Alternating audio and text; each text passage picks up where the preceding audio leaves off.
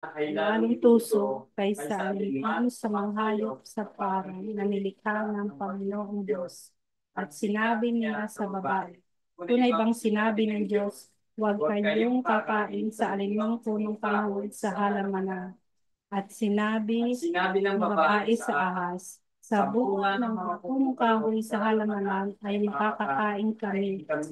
Datapwat sa bunga ng punong kahoy na nasa gitna ng halamanan, sinabi ng Diyos, huwag kayong kakain niyaon, ni huwag ninyong hihipuin, baka kayo'y mamata. Okay, so noong isang Pakinig linggo, ang kay Henring pagbasa, hindi mo kailangan basahin din. okay, sige. Um, so, noong isang linggo, pinag-aralan natin yung binanggit dito sa verse 1 ng chapter 3 ng Genesis. Kasi ang unang-unang salitang nakita nyo dyan ay ang ahas. Oh. So, ating inaral sino ba yung ahas? At diyan natin nakita na ang ahas ay walang iba kundi ang Diablo, si Satanas, ang dragon ng Revelation, ang matandang ahas, yan ay si Lucifer na siya ay inilikha ng Diyos na pinakamagandang anghel at siya ang binigyan ng Diyos ng kapamahalaan sa ibang mga anghel at siya dahil sa kanyang kagandahan, siya pinakamaganda, marunong. Dahil doon ay ninais niya na siya ay maging Diyos. Gusto niya na alisin sa trono ang Diyos at siya ang lumuklok doon at siya ang maging Diyos. At napag-aralan din natin na ah, napag-aralan natin na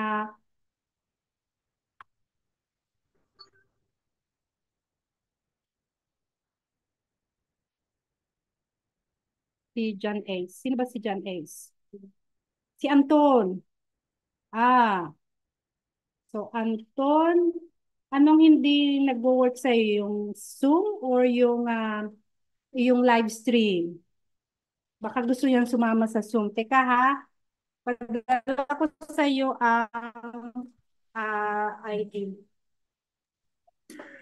Bigyan mo ng ID at saka password, yun ang problema ko kanina. Ang isa may option na copy link, ipe-paste sa web.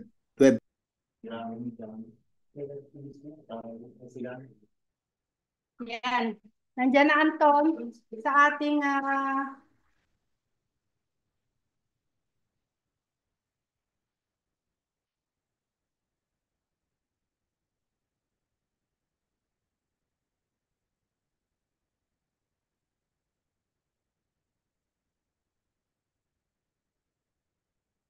okay.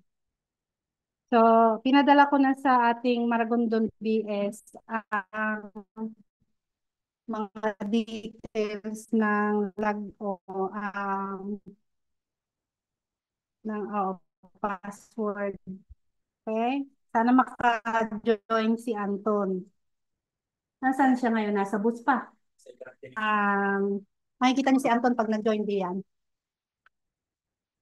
Makikinig yun sa live stream kaya tayo naririnig niya. Okay. So balik tayo dun sa Genesis.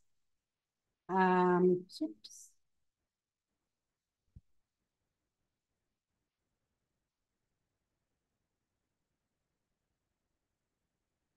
So yung ahas na tinutukoy dito ay si Lucifer, na pinakamagandang anghel. At siya'y nagrebelde sa Diyos. At sa kanyang pagre-rebelde, na-impluensyahan niya ang one-third ng mga anghel ng Diyos sa langit. Yun ang kanyang kalakal. Kanyang siniraan ng Diyos sa ibang mga anghel upang pumanig sa kanyang pagrebelde dahil gusto niyang siyang maging Diyos. At napapaniwala niya ang one-third ng mga anghel sa langit na sumama sa kanyang rebelyon at sila'y pinarusahan ng Diyos. So sabi sa Ezekiel at saka sa Isaiah na siya ibinagsak sa lupa. At siya ay naging kaaway ng Diyos. Kaya ang kanyang tunay na pangalan ay Lucifer, pero siya ay tinatawag ngayon na Satanas. Ang ibig sabihin ng Satan sa Hebrew ay I mean sa ay, ay ah, sa Greek yata yan, Satan, ay kaaway, kaaway, adversary, kaaway. Yun ang ibig sabihin ng salitang Satanas o Satan or Satan. No? Ibig sabihin niyan ay kaaway dahil siya ay naging kaaway ng Diyos. At nakita natin sa Revelation chapter 12 na kanyang yung buntot ng dragon, kasi siya ang matandang dragon, siya ang pulang dragon, ay kanyang kinuha ang ang sabi doon buksan natin sa ano ang word na ginamit niya sa Revelation chapter 12 um, sa verse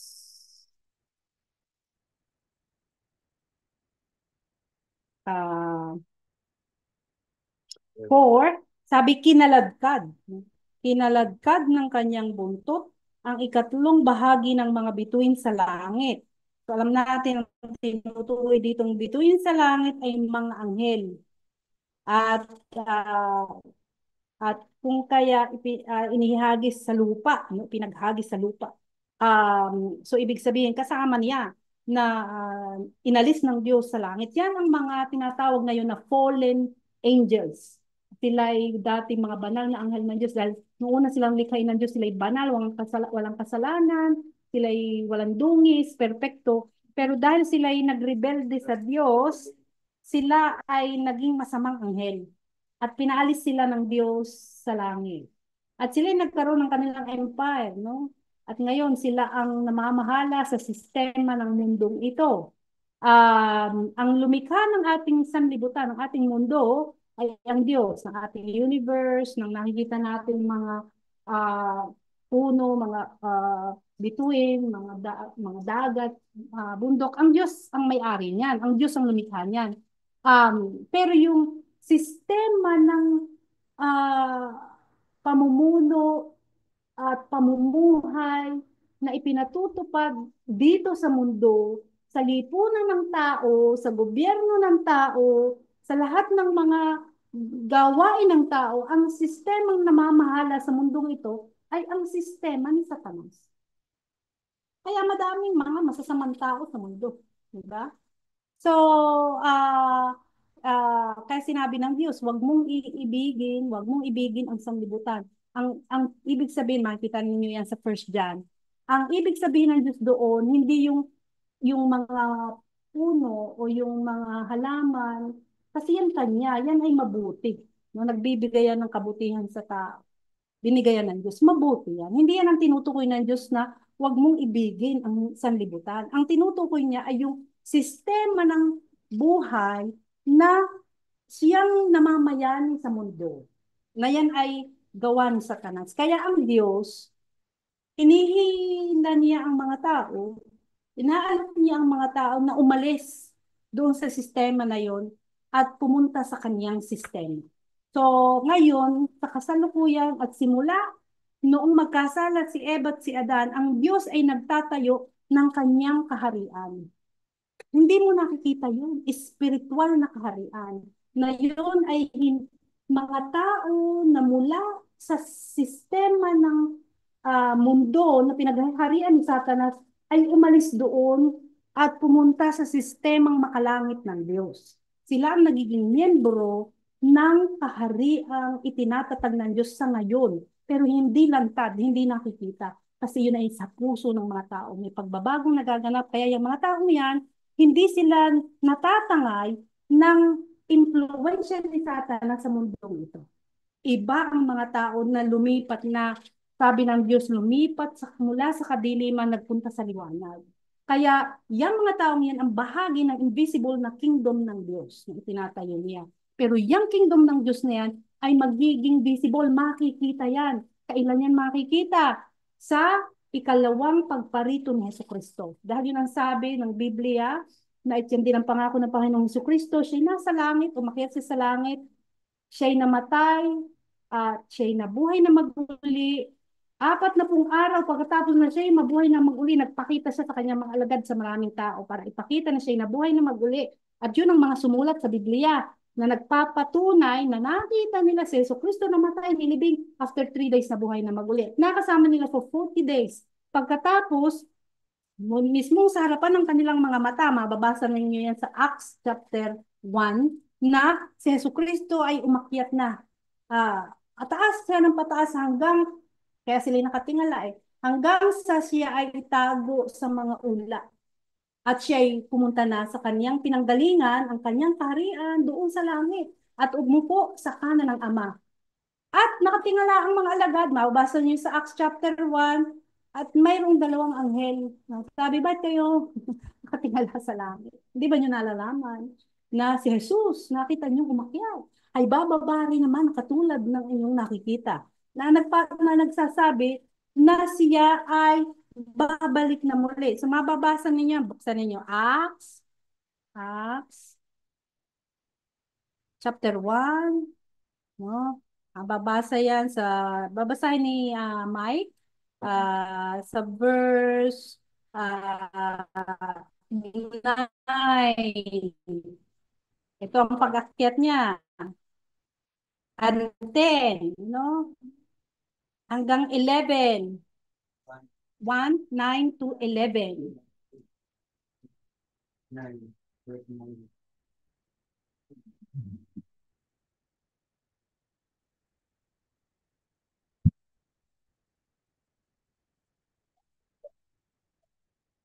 Sabi niya, mga bagay na ito, yung siya hindi nila ay binireka sa salita at ang pinanggap ng isang palapaan at pinagbisa kami lang mga tanggalin. At samantalang tinitigan nila ang langit habang siya'y dumalayo, narito may dalawang lalaking natayo sa kanila na may puting damit. Na nagsasabi naman, kayong mga lalaking taga-Galilea, bakit kayo nang nakatayong tumitingin sa langit? Itong si Jesus na pinanggap sa langit mula sa inyo ay paparito gaya rin yung nakitang pagkaroon niya sa langit. Okay. So, sabi diyan, ito yung sabi, na may dalawang lalaking nakatayo sa tabi nila na may puting damit, mga anghel yan. Anong sabi sa kanila? Kayong mga lalaking taga Galilea, bakit kayo'y nakatayo, nakatingin kayo sa langit? Si Jesus ay paparitong gaya rin ng inyong nakitang pagparoon niya sa langit. So, ibig sabihin, sa makikita ng mga mata ng mga tao, pagka si Jesus ay bumaba mula sa langit. Ngayon, sasabihin, ano makikita ng lahat ng tao na si Jesus ay nababa mula sa langit? Makikita daw ng mata ng lahat Dahil sa ngayon, di ba? Posible na, noong unang panahon, hindi nila maintindihan paano makikita. Dahil pag bumaba sa Jerusalem, hindi mo makikita sa Pilipinas, di ba? Pero ngayon, posible na. Bakit? Ano mang nangyayari sa mundo? Saan nyo nakikita? Sa Facebook. Nila-live stream sa Facebook, nila-live stream sa YouTube, di ba? Nila-live stream sa TikTok. So kung si Jesus ay bababa sa Jerusalem, kukunan ng live streaming ng mga taong nasa Jerusalem, ang nababang Kristo mula sa langit, sabog yun sa buong mundo. So makikita ng lahat ng mata si Jesu Kristong nababa. At bakit siya, anong gagawin niya sa kanyang pagbalik? Una muna, gera.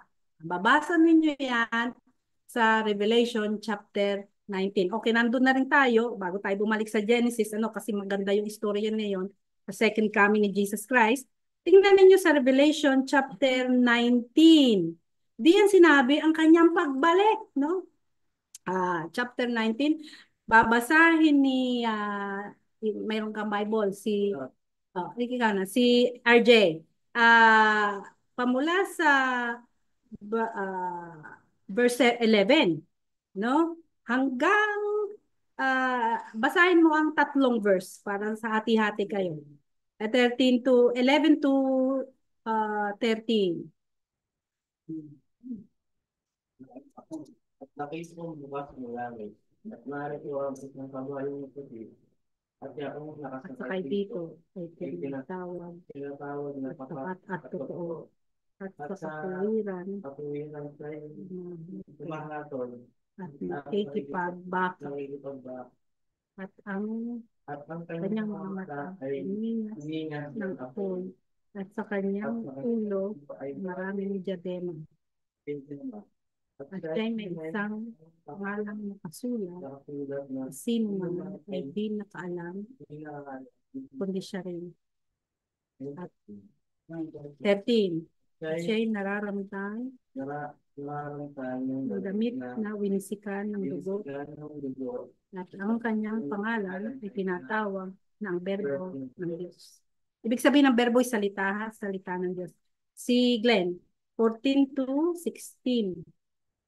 At ang mga hukbong nasa langit ay sumunod sa kanya na mga nakasakay sa mga kabayang puti at nangaramtan na mahalagang ng maputi at balisay. At sa kanyang bibig ay lumabas ang isang tabak na matalas upang mamamagitan nito ay sugatan niya ang mga bansa. At sa kanyang paghaharian nito, tungkol na bakal, at iyuyurakan niya ang isaan ng ubas na kabangitan ng pagkakamang ng Diyos na makapangyarihan sa lahat.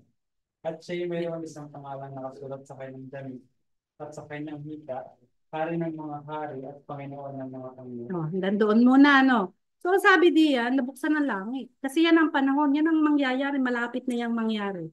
Na bubukas ang langit, may manggagaling doon na kabayong maputi. Ang ibig, bakit maputi? At saka bakit kabayo? Kung inyong mapapansin, noong sa Jesucristo, sa kaniyang bago siya ay pinako sa krus, no? Pumunta siya sa Jerusalem, yung tinatawag ninyong linggo ng palaspas, no? Saan nakasakay? Sa donkey, sa asno. Di ba? Nakasakay sa asno, donkey. Mababasa ninyo yan, ha? Buriko, oo. Bakit donkey? Ang nasakay lamang sa donkey ay mga alipin. Okay? Dahil siya sa kanyang unang pagdating, para siyang alipin, may binigay niya ang kanyang buhay at siya ay naglingkod sa mga tao. Siya ay nagpapagaling sa mga may sakit. Pagkatapos, isinakripisyo niya ang kanyang buhay para tubusin ang tao sa kasalanan at nang yung mga nasa kadilim ay mapalipat sa liwanag, yung mga sasampalataya sa kanya. So, pero dito, sa kanyang pangalawang pagbalik, ang sabi, ang sinasakyan niya ay kabayo. Pit kabayo. Sino bang nasakay sa kabayo? Ang nasakay sa kabayo, yung conqueror. Di ba? Yung mga di ba sa Tagalog yun? Ha? No, conqueror.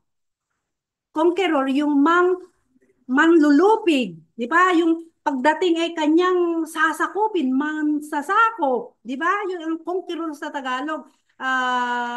Dadating ka sa isang lugar, ikaw ang general, no? Tapos lahat pasusukuin mo sa'yo.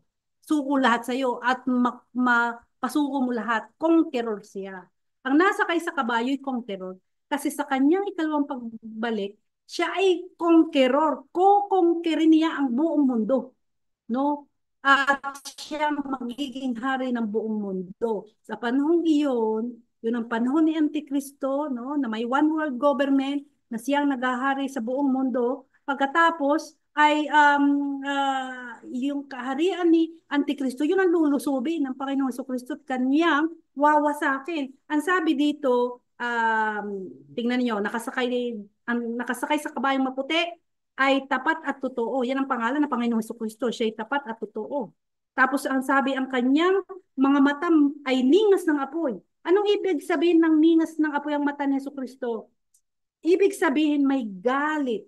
May galit. Galit siya sa kasamaang naganap dahil sobrang sasama ang mundo. Sa totoo lang yan ang mangyayari sa hinaharap ng mundong ito. Sasama ang mundo dahil ang maghahari si Satanas na siya ang nasa likod ni Antikristo. Siya ang kapangyarihan na nasa likod ni Antikristo na siyang magiging huling world leader ng mundo bago dumating ang Panginoong Jesucristo. At kanyang gagawin na itatayo niya ang kanyang sarili sa Jerusalem, sasabihin niyang sumamba ang mga tao sa kanya at siya ang gusto niya siyang magiging Diyos ng buong mundo. At lahat ng kasamaan ay magaganap sa mundo. Malapit na ngayon, nagaganap na ngayon. So, kaya ngayon, tingnan niyo ang push, one world government, new world order, no? Dahil yan ay papunta na sa panahon ni Antikristo, 666, no? Ang sino ang magpatatak, di ba? 666, ang hindi magpapatatak sa noo at sa kamay ay hindi makakapagbili, hindi makakabili. So, ibig sabihin, dapat kang sumuko kay Antikristo. Ang hindi susuko, papatayin, no? So, ngayon, yan ang wawasakin ng Panginoong Jesucristo. At ang sabi, kaya siya may ningas ng apoy, may galit siya. Maraming diadema. Diadema ay crown. Yan ang ibig sabihin ng diadema, crown. Pero yung crown ng authority, no? Na siya'y mangungungkir, ng power. At siya may pangalang nakasulat na sino may di nakakaalam kundi siya rin. So, yun ang pangalan ng Panginoong Jesucristo. Tapos sabi niyo dito, at siya'y nararamitan ng damit na winisikan ng dugo. Bakit may wisik na dugo? Ay makikipaglaban siya eh. Kaya madugo. Kaya tunay yung physical, makikipaglaban siya. At ang mga hukbong nasa langit ay sumusunod sa kanya na mga nakasakay sa mga kabayong puti.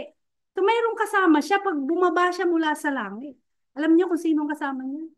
Diba bago mangyari yan, may tinatawag na pagdagit. Alam niyo yun? Rapture. Oh, bago ang pangalawang pagbalik ni Kristo sa lupa, na ang paa niya ilalapat sa lupa, ay ang rapture muna. Na yon, si Jesus ay hindi bababa sa lupa, doon lang muna siya sa alapaap. At doon, yung lahat ng sumampalataya sa kanya, bigla mawawala dito sa lupa. Kasi dadalhin doon, may babaguhin ng katawan, no? Para bibigyan na ng katawang panglangit at makikipag-meet kay Jesus Christ doon sa alapaap. Kaya biglang-biglang mawawala ang maraming mga tao dito. Pag ikay naiwan, ibig sabihin hindi ka sumampalataya kay Jesucristo. Dahil lahat ng sumampalataya kay Jesucristo, dala. No? Aalisin dahil alam niyo kung bakit? Dahil ang kasunod na mangyayari sa rapture ay yung mababasa niyo sa Revelation na pagbubuhos ng Diyos ng galit dito sa mundo. Susunugin ng Diyos itong mundong ito. No? So, alisin muna niya ang mga sumasampalataya sa kanya para hindi masaktan, no? And then, yung sa kanyang pangalawang pagbalik at yung mangyayari pagkatapos ng pagbubuhos ng Diyos ng galit dito sa mundo, ay sabi sumusunod sa kanya nakasakay sa mga kabayong puti. Sino yun? Yun yung mga nirapture niya. Babalik din kasama niya. Siyempre, iba na ang katawan, immortal na. So, kung halimbawa ako ni-rapture, di ba? So, babalik ako. Nakasakay sa kabayong maputi. Nasa likod ni Jesus Christ, no? At sabi dito, nararamtan ng mahalagang lino maputi. Ang ibig sabihin noon, puno na ng katuwiran. Puno na ng kabanalan. Kaya puti ang suot. Di ba? Pag puti ang suot, wala ng kasalanan. Puno na ng kabanalan at katuwiran. Sabi, at sabi dito, at sa kanyang bibig ay lumalabas ang isang tabak na matalas. No, hindi ibig sabihin na may talagang may tabak na nalabas sa bibig ni Jesucristo, kundi ang ibig sabihin noon ay yung kapangyarihan ng salita ni Jesucristo. Dahil sa kanyang paglaban, wala siyang gagamiting armas. Gagamitin lang niya, salita niya. Eh di ba nung likhain ang buong sanlibutan ng Diyos at si Jesucristo ang lumikha, nababasa ninyo sa John chapter 1, ang lumikha sa mundo, sabi doon walang nalikha nang hindi sa pamamagitan ni Jesucristo. Anong ginamit? Salita, no? Salita. So ganun din ang gagamitin niya, salita sa paglipol sa kanyang mga kaaway at paghaharian ng tungkod na bakal. Ibig sabihin, pag siya'y naghari na sa buong mundo at tatagal ng 1,000 taon, ay ang kanyang paghahari matigas. Pag mayroong may kasalanan, parusa agad. No? Tapos sabi, at niyuyurakan niya ang pisaan ng ubas ng kabangisan ng kagalitan ng Diyos na makapangyarihan sa lahat. Anong nalabas sa ubas pag iyong tinapakan? Anong kulay? Ha? Sa red na grapes. Anong nalabas pag tinapakan mo? Diba? Kulay pula. Ang tinutukoy nito ay dugo. Dahil sa dami ng mamamatay, dadanak ang dugo. O, 16 to 18, si Seth. Ay mayroong isang pangalan Sulat sa kanyang damit at sa kanyang hita. at Panginoon ng mga Panginoon. At nakita ko ng ang isang sa araw. kay sumisigaw ng malakas na tinig na nagsasabi sa lahat ng mga ibong lumilipad sa gitna ng himpapawid. Hali kayo at mga katipo sa dakilang hapunan ng Diyos upang kayo kain ng laman ng mga hari at ng laman ng mga pangulong kapitan, ng laman ng mga taong makapangyarihan at ng laman ng mga kabayo at ng mga nakasakay dito at ng laman ng lahat ng mga taong laya at mga alipin man at maliit at malalaki. Okay. So yan. So ito ang pangalan ng Panginoong Hesus. Siya ay hari ng mga hari at Panginoon ng mga Panginoon. Kaya sabi dito, may anghel daw, tinatawag mga ibon, halika kayo, sabi may hapunang handa ang Diyos. Alam niyo yun? Pagka nasa disyerto, ang mga tao't namatay, no, anong nadating? Mga buitre, di ba? Sila ang tagalinis ng Diyos. Actually, kaya nilikha ng Diyos ang mga buitre eh. Tagalinis ng Diyos.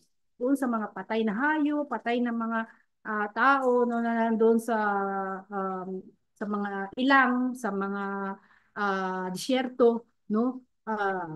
Sila kunya kain nila ang mga laman. Sa dami ng mga matay, ang inaanyayahan ng mga anghel, dadating ang madaming ibon upang linisin ang mga bangkay na nagkalat, no? And then, sabi dito, dahil sabi, upang kayo'y makakain ng ano, laman ng mga hari.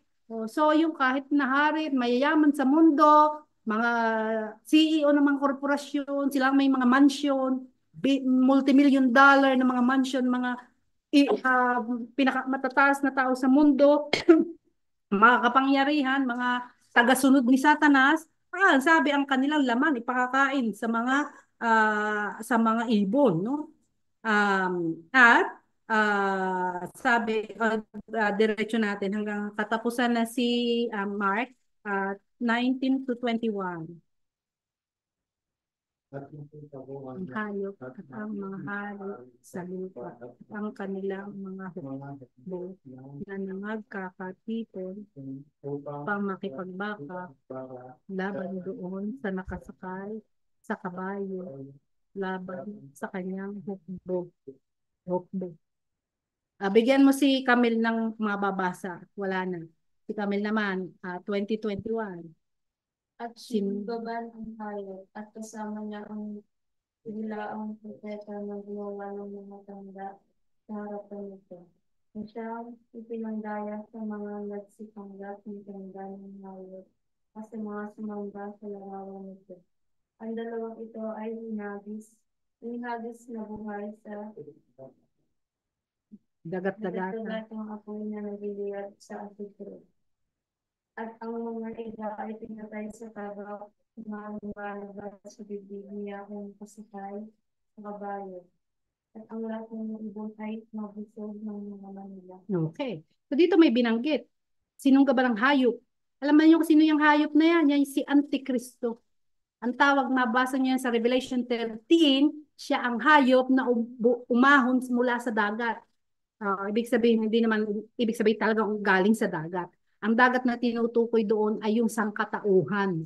Dahil lilitaw siya mula sa sangkatauhan at siya ang magiging leader ng buong mundo. Okay? Ang tawag sa kanya ay hayop, the beast of Revelation, ang hayop. No? Ang sabi, sinunggaban. At ang bula ang propeta kasi siya, political leader siya, siyang hari ng buong mundo. Pero may sidekick siya. Ang sidekick niya, yung kanyang pare, no? Yung kanyang si false prophet, bula ang propeta, pare niya. Kasi magkakaroon ng iisang gobyerno sa buong mundo at iisang relihiyon. One world government, one world religion. Kaya ang leader sa lahat ay si Antikristo, pero may sidekick siya. Si false prophet, yan yung isa pang hayop na sinasabi sa Revelation 13, na siya na may umahon mula sa lupa.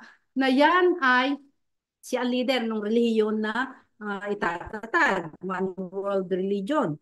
At sabi, pareho silang sinunggaban. Buhay, inihagis sa final hell, sa dagat-dagatang apoy. Sila ang unang tao doon, mapapalagay doon, no?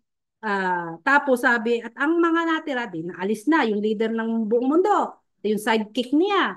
Siyempre, yung mga tao na tagasunod niya na inipon ni Antikristo para makipaglaban kay Hesukristo.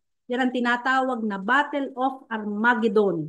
Okay? Doon mismo sa Jerusalem, magaganap yan. Iipunin ang army ni Antikristo, ni army ng buong mundo, at lahat ng armamento nila, mga nuclear weapon nila, lahat ng kanilang mga armas, mga jet fighter planes nila, 'di ba? Mga missile nila, dala-dala nila dahil yay magiging control ni Antikristo lahat dahil siya ang magiging may hawak ng power, ng military power ng buong mundo, no? Siyempre may mga tao na nasasama sa kanya, mga sundalo niya.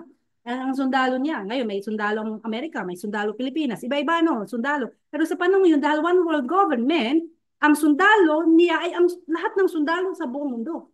Dala-dala niya. So hindi na magkakaaway ang mga Muslim, no? May Shia, may Sunni, no? Magkakasakpi na sila sa ilalim ng Antikristo, pati Europe, lahat ng ano na nagpailalim at tumanggap ng tatak na 666, no, ni Antikristo, siya ang magiging army niya. Lahat yan, dala ang kanilang armamento, pupunta doon sa Armageddon, sa Valley of Megiddo, at doon haharapin nila si Jesucristo para labanan, no?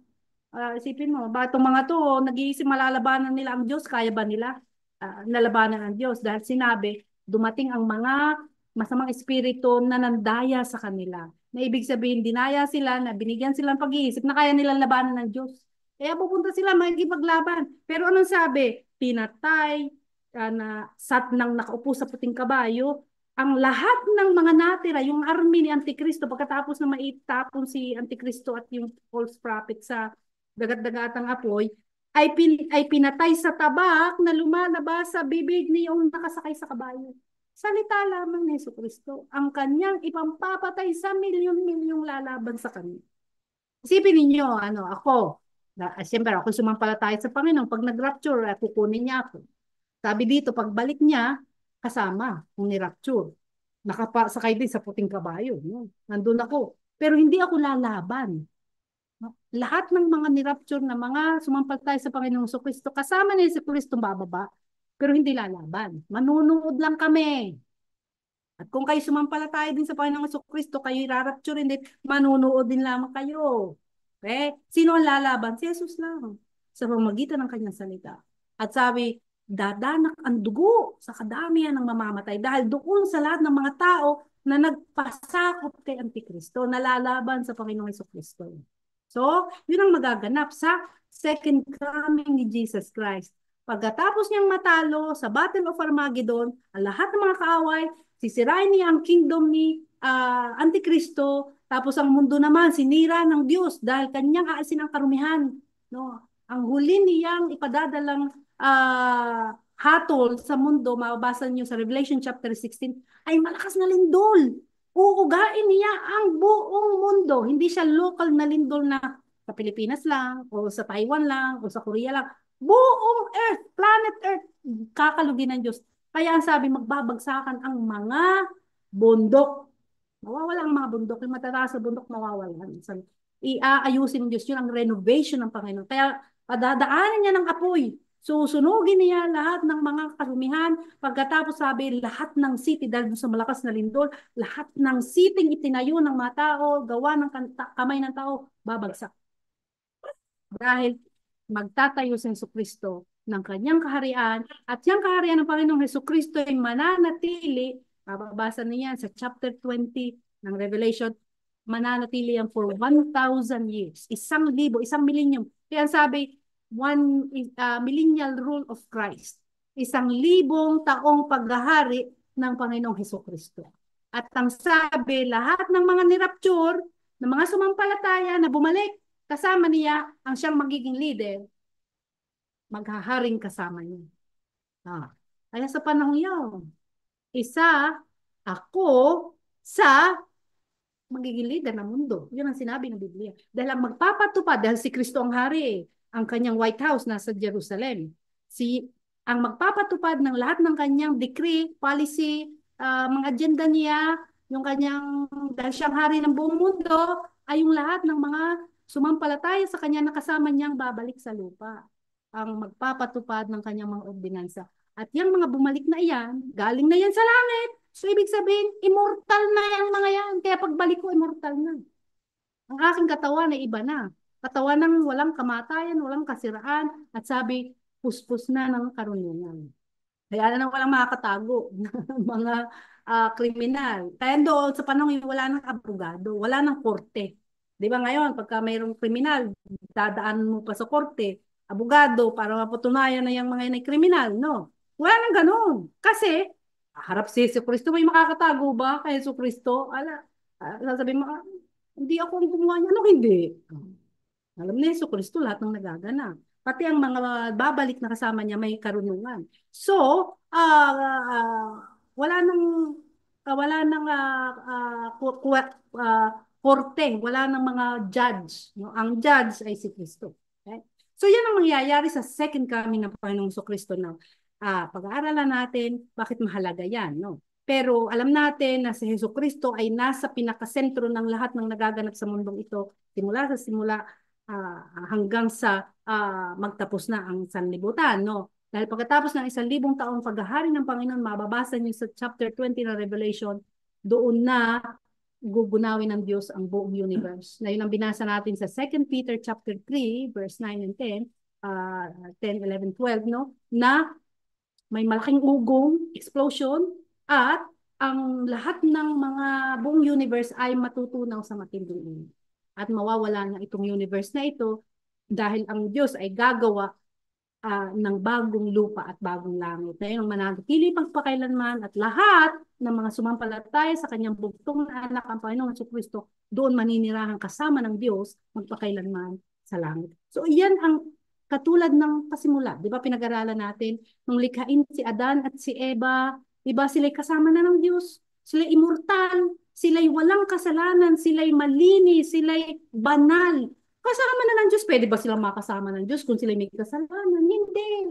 No, nasa langit na sila. Okay? So dahil yan tayo sa pag-aaral na nung nangyari, bakit kailangan ang Diyos ay gumawa ng bagong langit at bagong lupa samantalang nakagawa na ng umpisa ng isang perfect world. Dahil nang nangyari, balik tayo sa Genesis, doon sa Genesis 3. Kaya anong naganap doon sa Genesis 3? Hanggang alas 8 tayo. So we have 9 minutes pa. Sabi doon, nabasa natin ang ahas nga ay lalong tuso kaysa alinman sa mga hayop sa parang na nilikha ng Panginoong Diyos at sinabi niya sa babae, tunay bang sinabi ng Diyos huwag kayong kakain sa alinmang punong kahoy sa halamanan. So pinag-aralan natin ito na nilalansi ni Satanas si Eva dahil sinasabi niya na sinabi daw ng Diyos na huwag kakain sa kahit saang puno. Samantalang sinabi ng Diyos, ay pwedeng kainin nila ang anumang puno. Wag lang ang punong kahoy ng pagkakilala ng mabuti at masama. So alam natin na sinabi ng babae sa ahas, sa bunga ng mga punong kahoy sa halamanan, makakain kami. So iwinasto naman siya ng babae. Sinabi ng babae na ang sinabi ng Diyos ay pwede silang kumain sa mga bunga ng punong kahoy. Pero hindi niya sinabi ng Diyos na sa alinman. No? Sinabi lang niya sa bunga ng mga punong kahoy. So nakikita natin na hindi si Eva, hindi ang babae ang pinagsabihan ng Diyos ng utos, kundi ang lalaki. Dahil wala pa ang babae nung sabihin ng Diyos ang kanyang utos kay Adan. So, mapapag-unawa natin na si Adan ang nagsabi sa babae, sa kanyang asawa, ng utos ng Diyos. And then sabi ng babae, datapot sa bunga ng punong kahoy na nasa gitna ng halamanan ay sinabi ng Diyos, huwag kayong kakain iyon. Pero may dinagdag siya. Anong idinagdag niya? Sabi doon, tingnan ninyo ang Genesis chapter 2. Tingnan natin ang utos ng Panginoon para makita natin kung anong idinagdag ng babae no sa iniutos ng Diyos.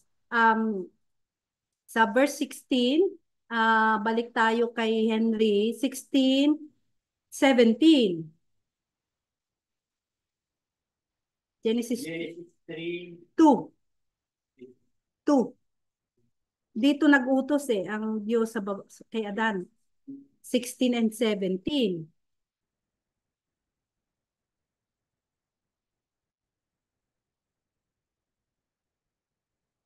Genesis 2, chapter 16.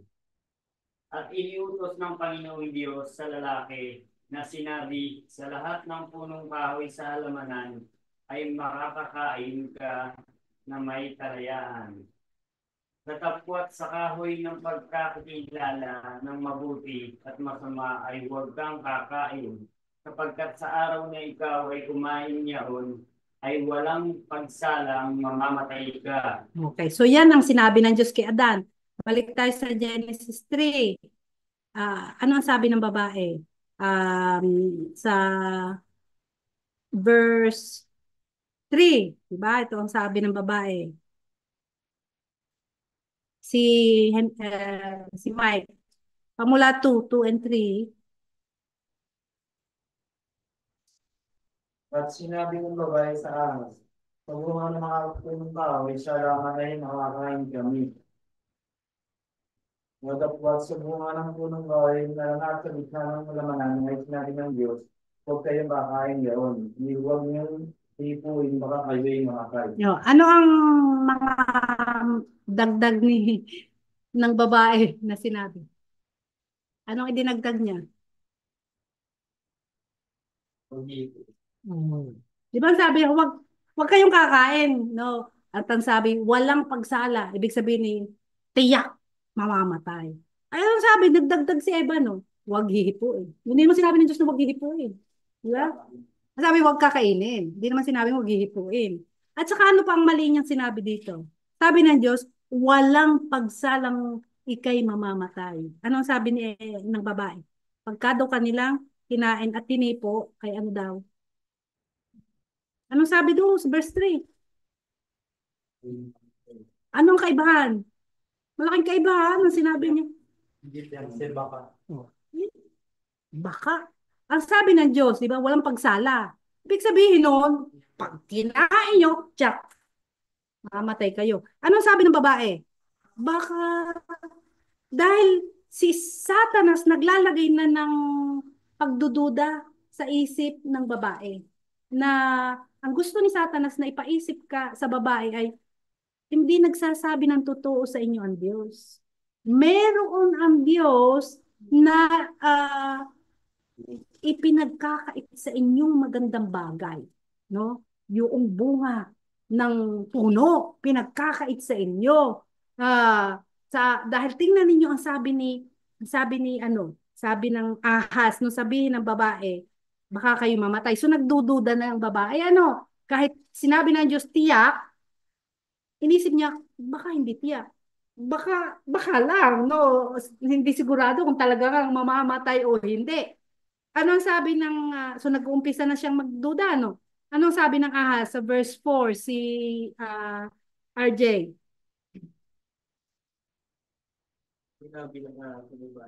Tunay na hindi kayo. Oh. See? Anong sabi ng ahas? Talagang, kung siya nag-uumpisa sa pakaunti, talagang pinupush na niya, no? Sabi niya, sabi, tunay. Ang sinasabi, ang katotohanan ay hindi kayo mamamatay. So, ano ang sinasabi ni Satanas sa babae? Mayroong kasinungaling ang sinabi sa inyo ang Diyos. Ang Diyos ay sinungaling. Sinabi sa inyo ng Diyos na mamamatay. Tapos sinabi nga ng babae, baka. Satanas, hindi tunay. Ang katotohanan, hindi kayo mamamatay. Nagsisinungaling ang Diyos sa inyo. Ma, ah, Binabakuran kayo ng Diyos, no? Ayaw niya na inyong kukunin yung bunga, no? Na may ipinagkakait sa inyo ang Diyos na magandang bagay. Kaya ayaw niya na kakainin ninyo ang bunga. Dahil siya'y nagsisinungaling sa inyo. Dahil hindi kayo sa totoo, hindi kayo mamamatay. Pag kinain ninyo yung bunga ng puno, no? Hindi kayo mamamatay. O, anong sabi pa niya? Verse 5. Ito pa rin na yung si Satanas ang nagsasalita. Si Glenn babasa. Pagkalastas ng Diyos, sa araw ng kayo kumain niyaon, ay marudilat ka ang inyong mga mata, at kayo magiging parang Diyos na nakakakilala ng mabuti at masama. Oh. May sinabi ba ang Diyos na gano'n? Ang sinabi ng Diyos, huwag kang kakain. Makakain mo lahat ng bunga, ng mga puno, pero huwag mo kakainin ang bunga ng pagkakilala ng mabuti at masama. Nandun ang puno ng buhay. Pwede nilang kainin ang bunga ng puno ng buhay para mabuhay magpakailanman, di ba? Pero hindi pwedeng kainin, huwag kakainin ang bunga ng pagkakilala ng mabuti at masama. Tiyak mamamatay. Anong sabi ni Satanas? Hindi kayo mamamatay. Ang katotohanan, hindi kayo mamamatay. Nagsisinungaling ang Diyos sa inyo. Dahil alam ng Diyos, no? Pag kayo kumain noon, ano sabi? Ano daw mangyayari? Pag kumain. No, nasa sa verse 5. Ano sabi? First one. Yung binasa mo. Ano daw mangyayari sabi ni Satan pag kinain? Madidilat at ano? Oh. See? Ano sabi niya? Hindi kayo mamatay. Ngayon, hindi niyo nalalaman ang pwede ninyo, pwedeng magkaroon kayo. Ang kapangyarihan na pwedeng mapasa inyo. Sarado ang inyong mata. Pero pag kayo'y kumain ng bunga, madidilat ang inyong mata at maintindihan ninyo ang ipinagkakait sa inyo ng Diyos ay ayo'y magiging Diyos. Magiging Diyos tayo. Pag kinain niyo yun, hindi kayo mamamatay. Magiging kayong parang Diyos, nakakilala ninyong mabuti masama. Tsaka kayo mga. Pero yan ang kusakuan si Satanas ay nag-umpisa muna sa maliit, pinapagduda no ang babae, no, pagkatapos palaki ng palaki ang kanyang mga kasinungalingan. Puro kasinungalingan naman itong sinabi niya eh. Pero anong sinasabi niya? Hindi ako ang sinungaling. Hindi ako ang dapat niyong paniwalaan. Ang nagsisinungaling sa inyo ay ang Diyos dahil ang Diyos sinungaling. Hindi siya mabait. Bakit? Dahil kayo'y binabakuran niya. Ayaw niyo na mapa sa inyo ang kapangyarihan na kayo'y maging Diyos. No? Kaya ayaw niya kayong pakainin. So, sa totoo lang, no? Noong likhain sila ng Diyos, napakabuti ng Diyos, naranasan ni Adan at ng kanyang asawa ang kabutihan ng Diyos. Bago sila nilikha ng Diyos, inihanda muna ng Diyos lahat ng kanyang pangangailangan. Tapos hindi sila nagtatrabaho. Sino ang nag-aalaga sa kanila? Ang Diyos. Ang Diyos ang nagpapakain sa kanila. Ang Diyos ang nagbigay sa kanilang magandang tirahan. Ang Diyos ay kasakasama nila, puno ng kabutihan, pag-aalaga sa kanila. Puro kabutihan ang kanilang naranasan sa Diyos. Wala silang nalalamang kasamaan, puro kabutihan. Kasama sila ng Diyos sa paraiso. Kaganda-ganda ng kanilang kalagayan, mabubuhay sila magpakailanman. Walang sakit, walang kamatayan, walang kahirapan. No, na nararanasan ngayon ng mga tao sa mundo. Walang lahat, puro kagandahan, magandang buhay. Eh, puro kabutihan ang bigay ng Diyos sa kanila. Tapos dumating si Satanas, anong sinasabi sa kanila? Hindi mabait ang Diyos sa inyo. Kayo ay hinaharangan ng Diyos, binabakuran kayo, kinukulong kayo. Ayaw niya na maabot ninyo at kanin ninyo ang bunga ng puno kasi pag kinain ninyo, sinungaling ang Diyos, hindi kayo mamamatay. Ako ang paniwalaan nyo. Dahil akong kaibigan nyo, ang Diyos kaaway nyo.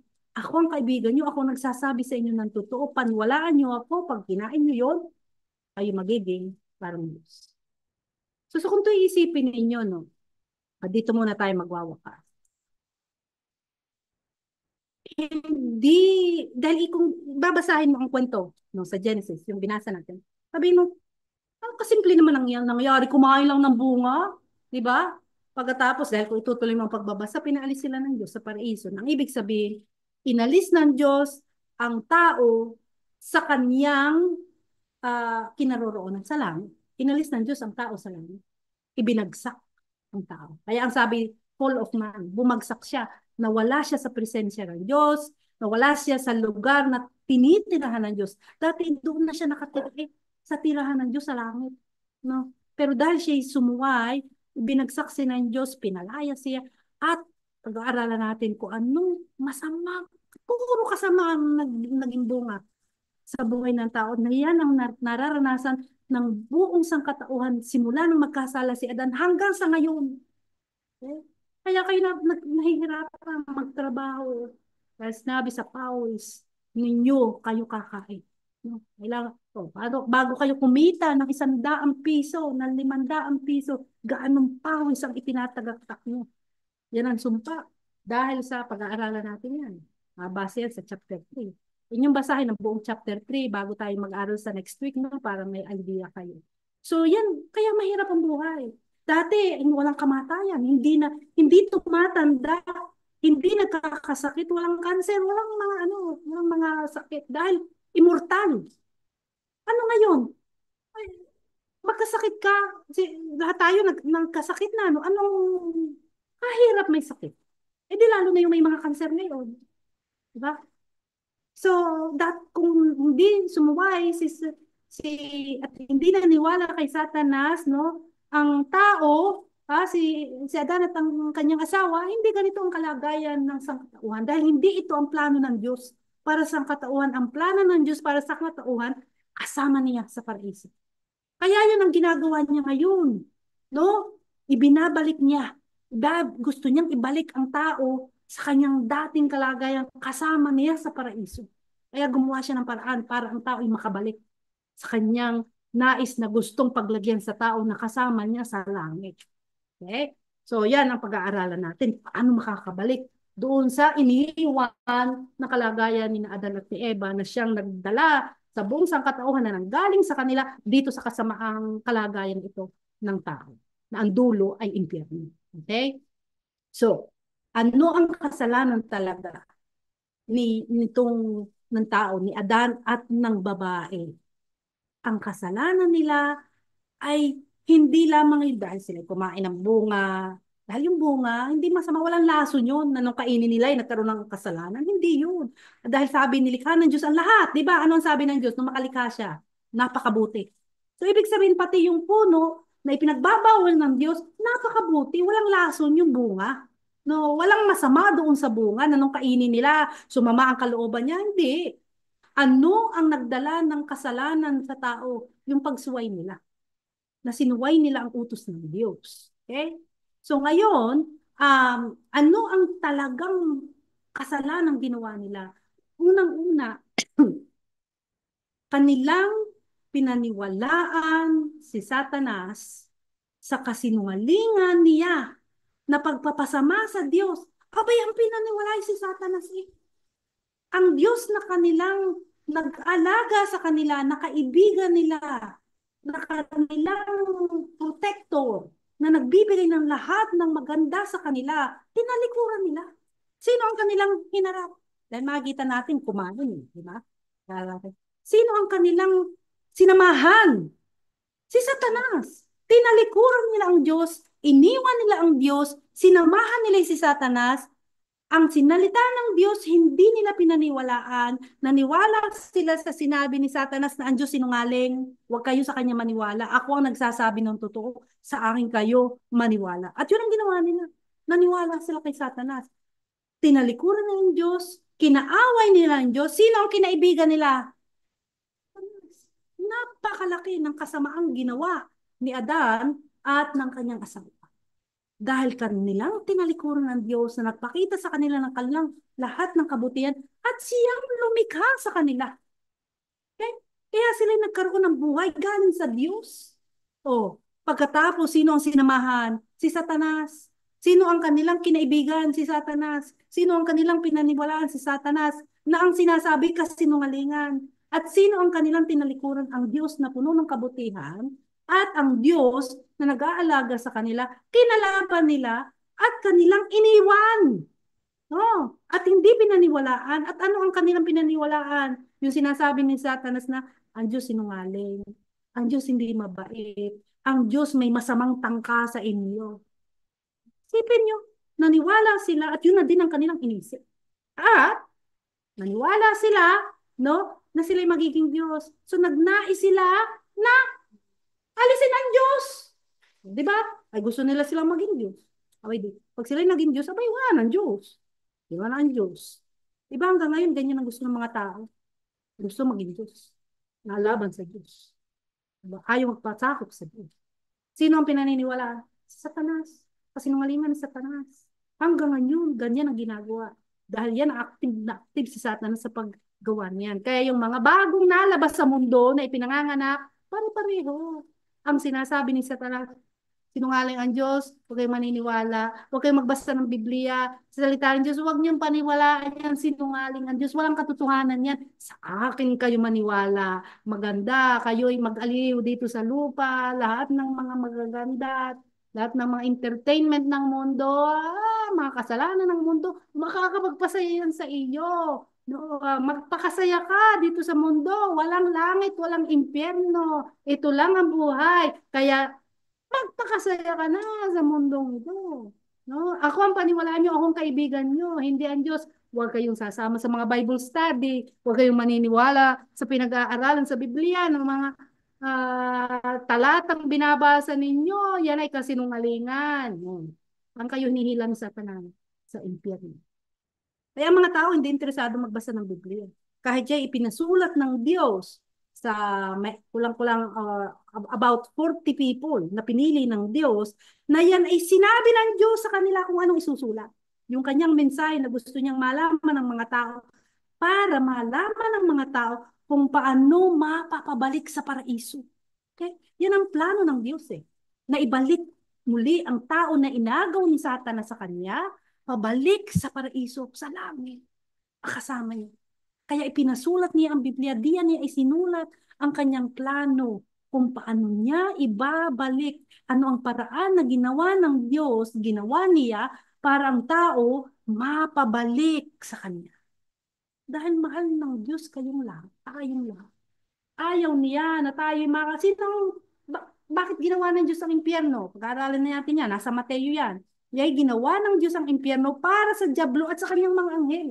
Hindi naman para sa tao gusto ng mga taong sumama kay Satanas. O di kung saan parurusahan si Satanas, doon parurusahan sila.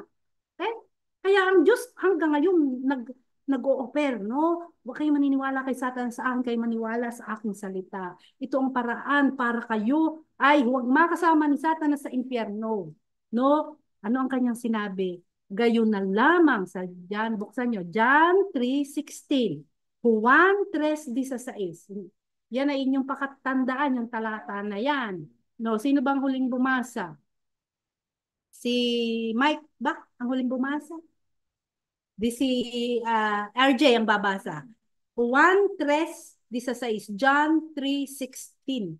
Yan sa sa isang talata, di yan napapaloob ang plano ng Diyos para yung nawalang tao sa kanya na inago ni Satanas, maibalik niya sa kanyang kaharian. Sige, basahin mo, RJ.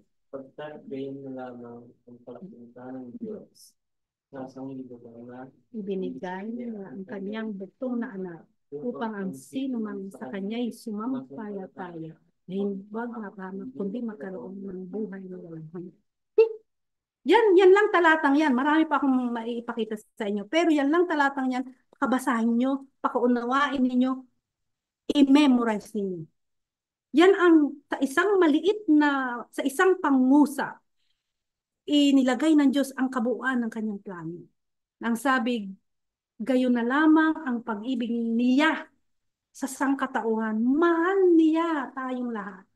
So ano ang kanyang ginawa? Para yung nawala sa kanyang tao, makabalik sa kanya. Sabi niya, kung kaya, anong sabi? Binigay niya ang kanyang bugtong na anak. Sino yon? Si Jesucristo, no, na nagkatawang tao. Upang may dapat gawin, no? Sabi, ibinigay niya si Jesucristo ang paraan para makabalik sa kanya. Pero may gagawin ka. Upang ang sino mang sa kanya'y sumampalataya. Hindi sinabing ang sino mang laging nasimba sa simbahan, ang sino mang laging na-attend sa born again na church, ang sino mang na-attend sa Baptist church, hindi naman ganun Sino mang na-attend sa Jehovah's Witnesses, o sino mang na-attend sa Mormon church, sino mang na-attend sa Roman Catholic Church, sino mang nagdadasal araw-araw, ang sino mang nagawa ng mabuti, ganun ba sinabi dyan? Ang sino mang hindi nagkakasala, ganun ba ang sinabi? Hindi. Ang sino mang natulong sa kapwa, hindi naman yun ay. Ang sino mang nakanta ng mga papuring awit, ganun ba? Hindi. Ano ang sinabi? Hindi naman sinabi ang sino mang nagpapakabuti, ang sino mang hindi nagkakasala, ang sino mang naiwas sa kasalanan. Hindi yun ang sinabi. Ang sino mang nasunod sa kautusan, nasunod sa 10 utos, yan ba ang sinabi diyan? Yung nasamba sa Baptist Church, sa Bible Church. Hindi naman yun ay. Di ba? Yung sinasabi ko sa inyo, hindi malaga relihiyon. Ano ang sinabi ng Diyos na paraan? Ang sino mang sumampalataya. Kanino? Sa kanyang ibinigay na kanyang bugtong na anak kay Jesucristo. Sino mang sumampalataya kay Jesucristo, ang sabi, ay huwag mapahamak. Ang ibig sabihin, huwag mapahamak. Hindi mapupunta sa impyerno na ginawa niya para sa dyablo at sa mga anghel niya. Okay? Kundi, di mapahamak. Anong sabi? Hindi magkaroon ng buhay na walang hanggan. O, di ba si Adan at si Eva noon, bago sila nagkasala, may buhay na walang hanggan. Kumakain ng bunga ng puno ng buhay. Kasama na ng Diyos. Immortal, walang kasalanan, hindi mamamatay. Kasama ng Diyos magpakailanman. Yun ang sinasabi ng Diyos. Yan ang paraan. Para mapabalik yan. Na magkaroon, magiging mabubuhay. Ang ibig sabihin niyan, mabubuhay, magpakailanman, kasama ng Diyos sa paraiso. Kaya ibabalik yan ng Diyos. Yung kanyang design, yung kanyang unang plano na ginawa niya ang tao para makasama niya magpakailanman, ibabalik yan ng Diyos kahit inagaw ni Satanas. Kaya siya gumawa ng paraan, pinadala niya ang kanyang bugtong na anak para siyang magbayad sa kasalanan ginawa ng tao. At ang sino mang sasampalataya sa kay Jesucristo, hindi kailangan magpakabuti. Hindi kailangan sumunod sa mga kautusan. Hindi kailangan magdasal araw-araw o kung anong ginagawang mga ritual ng mga tao. No, no, no, no. Ang sabi niya, sumampalataya ka lamang kay Jesucristo. Ikaw ay hindi pupunta sa impyerno, ikaw ay sasama ko sa aking pag-ibig. Kasama ka ta, magpakailanman. Ano nasampalataya kay Jesucristo? Ha? Ang ibig sabihin ng nasampalataya, naniniwala ka sa sinabi ng Diyos na Jesucristo. Ikaw lang pala ang daan. Ang pagsampalataya kay Jesucristo ay paniniwala kay Jesucristo na siya ang isinugo ng Diyos na paraan para makabalik sa paraiso at mabuhay magpakailanman kasama ng Diyos. So, anong gagawin mo? Paano mo ipapahayag? Sasabihin na ikay nasampalataya, ay di ka usapin mo si Jesucristo. Yun ang sinabi. Yun ang ibig sabihin at yan liliwanagin pa natin, no? Na ikaw ay makipag-usap dito sa ipinadala ng Diyos, si Jesucristo, sa harap ng Diyos, sa harap ni Jesucristo, sa harap ng banal na Espiritu, di ba? 3 persona, no? At sila ay Diyos, no? Nasa lahat ng dako, naririnig ang sinasabi mo, ang laman ng puso mo at iniisip mo. At kapag ipinasya mo na gusto mong sumampalataya sa Panginoong Jesucristo, ay gawin mo. At ang sabi, basahin ninyo kung paano pagsampalataya, Roma 10:9 at 10. Dahil ito ang pagsampalataya sa Jesucristo. Romans 10:9 and 10.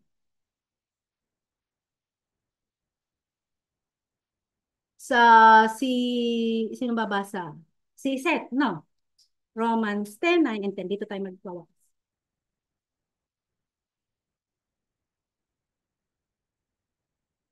Laksan mo, Seth, para marinig ka sa microphone. Pagkat kung ipahayag mo ng iyong bibig si Jesus na Panginoon at sasampalataya ka sa iyong puso na binuhay kang maguling ng Diyos, ang mga patay ay maliligtas ka. 10. Sapagkat ang tao ay nananampalataya ng puso sa ikatutuwid at ginagawa sa pamamagitan ng bibig ang pagpapahayag sa ikaliligtas. See? Sabi doon, ipahayag mo ng iyong bibig. Sabihin mo daw, pag sinabing ipahayag, kailangan may salita. Hindi pwedeng iniisip lang. Kailangan may lalabas na salita sa iyong bibig na siya'y kinikilala mong siya ng iyong Panginoon. Di ba? At sabi, nananampalataya. Pahayag ng bibig, no, si Jesus Panginoon, at sasampalataya ka sa iyong puso. Ibig sabihin, magdidesisyon ka sa iyong puso na sumasampalataya ka, naniniwala ka na si Jesucristo ay namatay pero siya'y binuhay na magmuli ng Diyos sa mga patay, no? At pag ikinaniwala doon, maligtas ka, sabi dito na nanampalataya ang tao ng puso sa ikatutuwid, pero ginagawa sa pamamagitan ng bibig ang pagsasalita, ang pagsasabi sa ikaliligtas. So, ibig sabihin niyan, una muna, dapat may pagpapasya ka sa puso mo na ito talagang tunay gusto mong gawin. No, hindi lamang dahil ikaw ay nahihiya kay Ate Liway o dahil sa, ay kasi sinabihan kami o subukan nga kaya, ano. Dapat may pagpapasya ka na naniniwala ka talaga na yan ang sinabi ng Diyos. Pangalawa, no, kailangan mong salitain. So, ibig sabihin, kailangan mong makipag-usap. Hindi sa akin, hindi sa pastor, hindi sa pare, o hindi kani-kanino. Eh di doon sa isinugo ng Diyos na magliligtas sa'yo. No? Nasasampalatayanan mo. Sabi, sasampalatayanan mo sino? Ang bugtong na anak ng Diyos. Di makipag-usap ka kay Jesus. Naniniwala ba kayo na si Jesus ay buhay? Naniniwala kayo? No. Na si Jesus ay buhay. Naniniwala ba kayo na si Jesus ay Diyos? Oh, kung si Jesus ay Diyos, si Jesus ba'y nandito? Kung si Jesus ay Diyos, naririnig ba tayo ni Jesus? Okay. Alay mo, dito nakausap po ang Panginoong Jesus. Diba? Nakikinig sa ating pag-uusap. Sa totoo lang, ang Panginoong Jesucristo ang laging hindi nakikitang miyembro ng Bible study. O na-attend sa Bible study. Nandun siya. Nakikinig siya. Alam niya ang iniisip mo habang nakikinig kayo sa akin. Alam niya ang laman ng puso mo. So alam ni Jesucristo kung sino dito ang narito lang kasi Bible study time. Oh, kasama ako. Kasi parte yun ng pagtatrabaho ko sa Maragundo. Alam ng Diyos, alam ni Jesus yan. Kung ano laman ng puso ko. Anong motibo mo kung bakit ka nasama sa Bible study? Alam niya na para matuwa si Ate Linggoy sa akin. Para hindi ako sisantihin. O, di ba? O, at saka may pagkain pagkatapos. Yan. Pero alam din niya kung ang laman ng puso mo ay totoo nga yung sinasabi. Mahalaga nga ang Biblia. Ito nga ang salita ng Diyos. Ako'y naniniwala. Ako'y naniniwala na si Jesucristo nga ang isinugo. Alam nyo, ako'y naniniwala sa Biblia. Okay. So, at alam din niya kung sino ang may pagpapasya na sa puso na gusto na talagang sumampalataya. So kung ikaw ay isa doon na gusto mo na at may pasya ka na gusto mo sumampalataya kasi hindi mo alam, baka bukas di ka na magising. Pag hindi ka sumampalataya ngayong gabi kay Jesucristo at ikay binangungot ngayong gabi, ay paka-impyerno ka. Natutulog. Dahil yun ang sinasabi ng Biblia. Ang sino mga hindi sumampalataya ay sa kapahamakan. Pero ang sino nga sa binasa ninyo na John 3:16 na sumampalataya, sasampalataya, sumasampalataya kay Jesucristo, hindi makapapahamak, hindi makapunta sa impyerno, kundi magkakaroon ng buhay na walang hanggan. Ibig sabihin, makasama ng Diyos magpawalang hanggan sa paraiso, sa langit. Okay? So, kailangan ipahayag mo ng bibig. So, ngayong gabi, kung ikay nagpasya na, kahit hindi mo pa naiintindihan, dahil marami pa tayong pag-aaralan, kausapin mo na si Jesucristo. Lumabas ka muna, pumunta doon sa chapel, para hindi ka kapakinig ni Toge Glenn. Yeah? Pumunta ka doon sa chapel. Kausapin mo si Jesucristo. Dahil nandun siya. Makikinig sa'yo. No? At actually, nag-aalok sa'yo, Glenn, tanggapin mo ako. Manampalataya ka saan para masigurado na ang iyong langit. Para ikay maging tagalangit na. Katulad ni Liway. Ni Ate Liway na. Diba? So, usapin mo si Jesucristo. Jesucristo, Panginoong Jesucristo, ako'y naniniwala na ng palataya. Ako doon sa nasa John 3:16 na ikaw ang ibinigay ng Diyos na upang kung sasampalataya ako sa iyo, hindi na ako pupunta sa impyerno, ako makakasama nun sa langit. Anumang oras akong umalis dito sa lupa. Nananampalataya ako sa iyo. Isinusuko ko na ang buhay ko sa iyo. Ikaw na ngayon ang Panginoon ko. Sabi niya, sambitin ang bibig mo na si Jesus ang Panginoon. Diba? So, ibig sabihin, tinatanggap mo na siya na ang Panginoon ng buhay mo. Ang ibig sabihin, susunod ka sa Kanya. Kung anong gusto niya, yun ang iyong gagawin. Diba? At lahat naman, sabi ni Jesucristo, ang aking pamatok, ang pamatok ay yung baka. Pag nag-aararo, di ba, nilalagyan mo ng pamatok para mo ma-control kung saan siya mag-aararo. Di ba? Yung baka, no? So, yun ang pamatok. Ang sabi ng Panginoon, ang aking pamatok magaan. Eh? Lumapit kayo sa akin, kayong nabibigat ang luba, yung sobrang ang hirap nyo sa buhay. Tayo, sobrang hirap natin dito sa mundo. Sabi ng Panginoon, lumapit kayo sa akin, ang aking pamatok hindi mabigat. Okay? So, at bibigyan ko kayo ng kagaanan ng inyong kaluluwa. So, ano, hindi mabigat na maging Panginoon sa Jesucristo. Sa totoo lang, diyan ka magkakaroon ng kagalakan at ng katiwasayan at ng seguridad sa buhay, ng kapayapaan, ng kagalakan at ng pag-asa. Bakit? Dahil pag si Jesus na ang Panginoon mo, ibig sabihin nun, tagalangit ka na. Ano mang mangyari sa mundong ito, pagunaw man ang mundong ito, no? Mamatay ka man, wala kang takot dahil pa sa langit ka. Sabi ng Panginoon ni Pablo, no, ang lahat ng sumampalataya, pag umalis na sa katawang lupa, mapapapunta na sa presensya ni Jesucristo. Ibig sabihin, diretso sa langit. Pero yung hindi sumampalataya kay Jesucristo, pag umalis sa katawang lupa, diretso sa impyerno. So, kahit wala, hindi pa masyadong marami ang alam nyo dahil marami pa tayong pag-aaralan. Nasa Genesis 3 pa lang tayo. No? Pero kung naintindihan ninyo aking sinabi, at ang sinabi ng talat, sinabi ng Diyos, no? Hindi yung sinabi ko, no? Pero yung sinabi ng Diyos doon sa binasa niyo, John 3:16, gayon na lamang ang pag-ibig ng Diyos sa sanlibutan na ibinigay niya ang kanyang buktong na anak upang ang sino mang sa kanya'y sumampalataya ay huwag mapahamak, kundi magkaroon ng buhay na walang hanggan ngayong gabi. Kausapin niyo ang Panginoong Jesucristo. Sabihin ninyo, Panginoong Jesucristo, maawa ka sa akin. Ako'y makasalanan, patawarin mo. Please, dalhin mo ako sa langit. Kapag ako'y umalis na dito sa aking katawang lupa, please, Panginoong Jesucristo, dalhin mo ako sa langit. Gusto ko makasama mo, magpawalang hanggan sa iyong langit. Okay?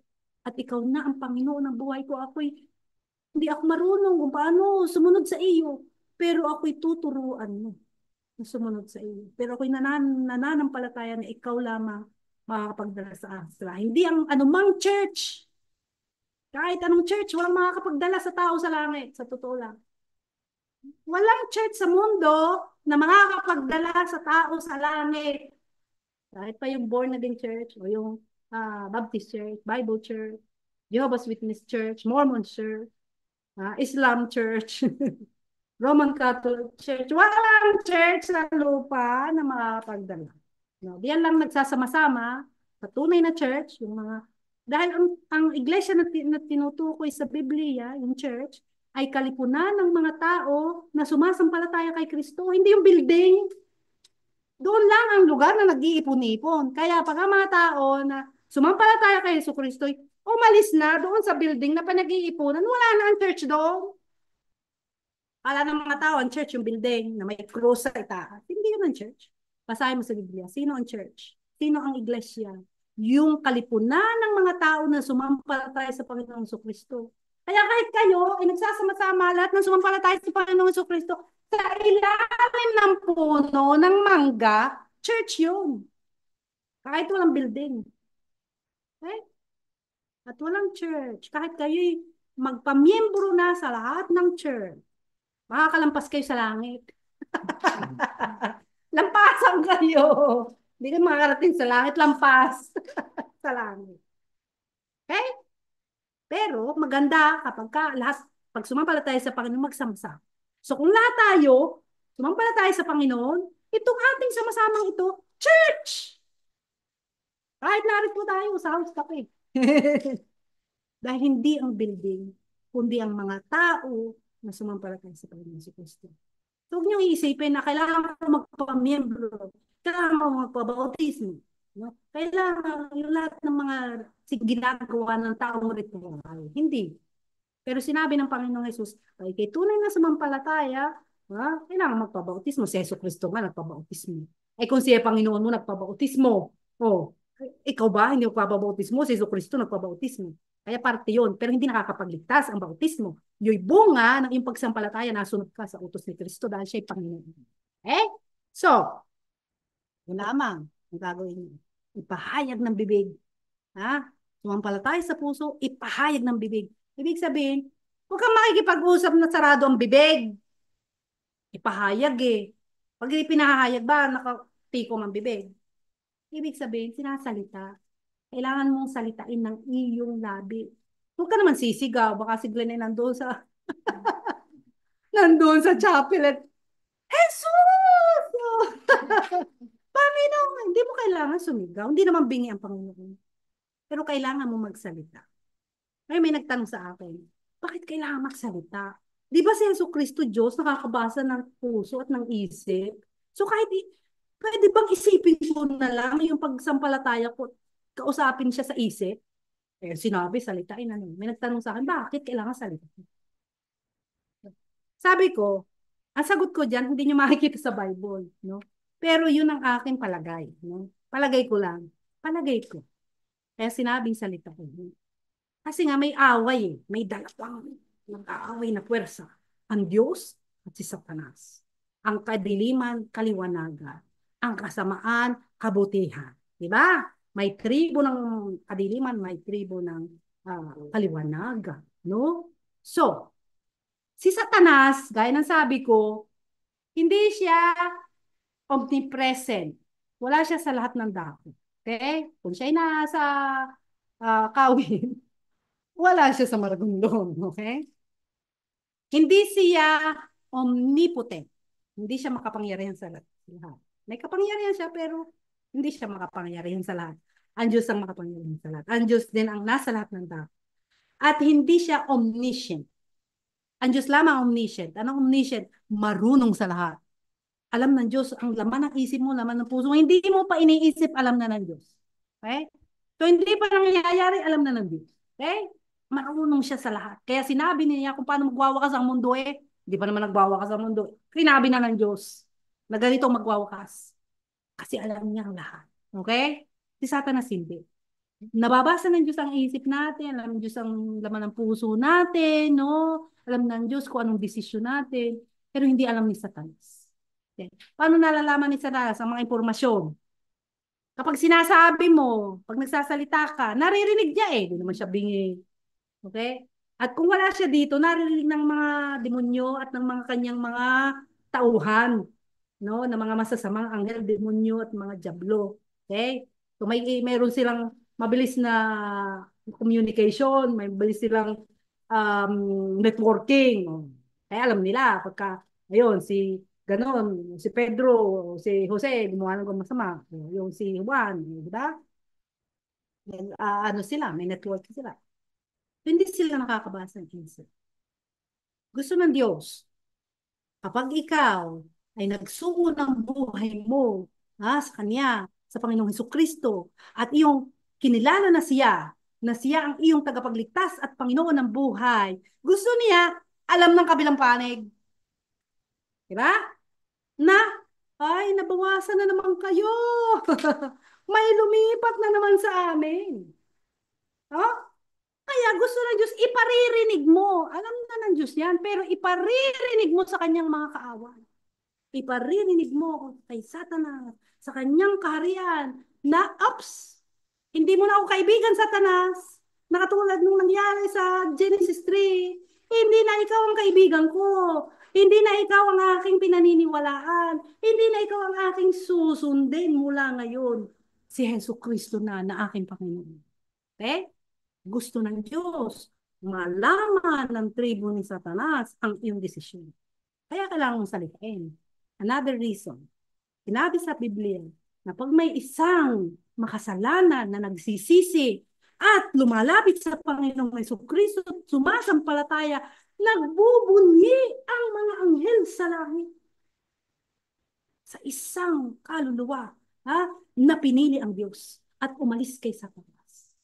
Ang mga anghel, di ba si Satanas anghel? Okay? Tulad ng mga anghel, hindi nakakabasa ng isip. Okay? Hindi nila nakikita ang puso mo. Diba? Ang Diyos lang yan. So, paano sila makakapagbunyi kung hindi nila alam Okay? Paano malalaman ng mga anghel sa langit para sila magbunyi? Kailangan nilang marinig. Kasi ang mga anghel ay hindi natin sila nakikita pero nandyan sila sa paligid natin, ang mga masamang anghel at ang mabubuting anghel. Para makapagbunyi ang mga anghel, kailangan nilang marinig sa bibig mo ang iyong pagsusuko ng iyong buhay kay Jesucristo. At pagka ginawa mo, no, ay ang libu-libong anghel sa langit magbubunyi at pupurihin ang Diyos. Isa na namang kaluluwa nakaligtas sa impyerno. At sila'y magkakatuwaan sa langit, magbubunyi sa langit. Yung kabilang panig, iiyak. Nabawasan na naman tayo. Actually, sa bawat isang kaluluwa na sumasampalataya sa Panginoong Hesukristo, nangangatal, nanginginig si Satanas. Alam niyo kung bakit? Kasi sinabi sa Romans, no, may bilang. May bilang ng iniipon ang Diyos, no? Na kanyang kakasamahin magpakailanman sa langit. May bilang yan. At dadating ang panahon, ang pinakahuling tao ay sasampalataya. Pag nakumpleto na yung bilang ng mga hintil, pag sinabing hintil, yung mga hindi lahi ni Abraham. Okay? Kasi may ibang plano ang Diyos sa lahi ni Abraham, sa mga Israeli. Pero sa mga hintil, sa mga tao tulad natin, mayroong bilang na inaabot. At pag nanampalataya na yung pinakahuli at nakumpleto na, dadating na ang paghatol ng Diyos. Okay? Kaya si Satanas at ang mga demonyo, tuwing may isang kaluluwa na sumasampalataya sa Panginoong Hesukristo, nanginginig sila. Bakit? Baka yun ang huli. Baka yun ang makumpleto na. O ay anong kasunod noon? Paparusahan na sila sa impyerno. Ayan, na-electric shock si Satanas pagka may isang kaluluwang nananampalataya sa Panginoon. Baka ito na huli. Paparusahan na kami sa impyerno. Okay? And sabi ko, wala pa siya sa impyerno ngayon. Doon ang kanyang magiging lakas. Baka kayo na huli. May bilang yan, no? Huwag kayong magpaabot hanggang sa huli. Okay? Sige tayo magwakas sa panalangin. Ama naming Diyos, salamat po sa aming pag-aaral na ito. Kayo po ang magbukas sa puso ng bawat isa, maunawaan ang mga binasang mga talata ngayong gabi ng mga salita mo na siyang magpaunawa sa kanila kapangyarihan ng iyong salita, ang magbukas sa kanilang puso at sa kanilang kaisipan upang maintindihan nila ang iyong plano ng kaligtasan para sila makasama sa sa grupo ng mga tao na iyong inililigtas dito sa mundo, iniipon mo upang maibalik mo kasama mo sa iyong paraiso. Mahal po ninyo ang bawat isa at nawa kayo ang magbigay sa kanila ng pagkakataon na sila'y lumapit, ng pag-unawa at ng pagpapasya, na sila'y lumapit sa iyong buktong na anak, sumampalataya, maniwala at makatamo ng kaligtasan. Ito po ang aming samot dalangin sa pangalan ng Panginoong Jesucristo. Amen. Okay, ating awitin ang ating huling